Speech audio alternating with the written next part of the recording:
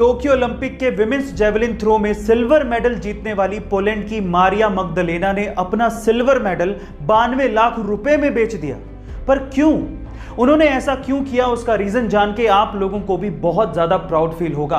Poland की मारिया ने अपनी जिंदगी भर की कमाई, वो ओलंपिक का सिल्वर मेडल, इसलिए नीलाम कर दिया कि उन्हें 8 महीने के एक बच्चे की हार्ट सर्जरी के लिए पैसा डोनेट करना था। और सबसे बड़ी बात यह थी कि जिस कंपनी ने वो सिल्वर मेडल खरीदा, उस कंपनी ने वो सिल्वर मेडल अपने पास रखा ही नहीं, बल्कि मारिया को ही सिल्वर मेडल की देखरेख करने को कहा। बहुत बड़ी मिसाल मारिया ने और उस कंपनी ने इंग्लैंड के खिलाफ इंग्लैंड की सरजमीन पर लॉर्ड्स के मैदान में ऐतिहासिक जीत दर्ज की। लेकिन इस मैच का क्लाइमैक्स क्या था?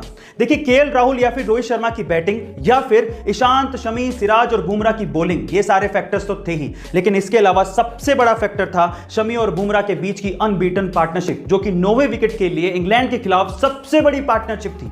दोनों ने मिलकर 89 रन जोड़े और एक भी विकेट गवाया नहीं। अंगद के पैर की तरह क्रीज पर जम गए। शमी ने तो अर्धशतक ठोक डाला।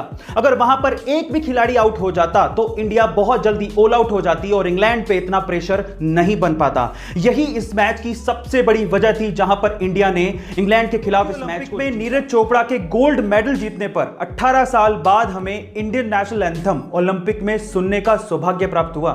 लेकिन सवाल यह है कि नेशनल एंथम की शुरुआत सबसे पहले किसने की? चलिए मैं आपको बताता हूं। सबसे पहले नेशनल एंथम की शुरुआत करने वाला देश था जापान। लेकिन मैं आपकी जानकारी के लिए आपको बता दूं कि ग्रीस ऐसा देश है जिसका नेशनल एंथम सबसे लंबा है।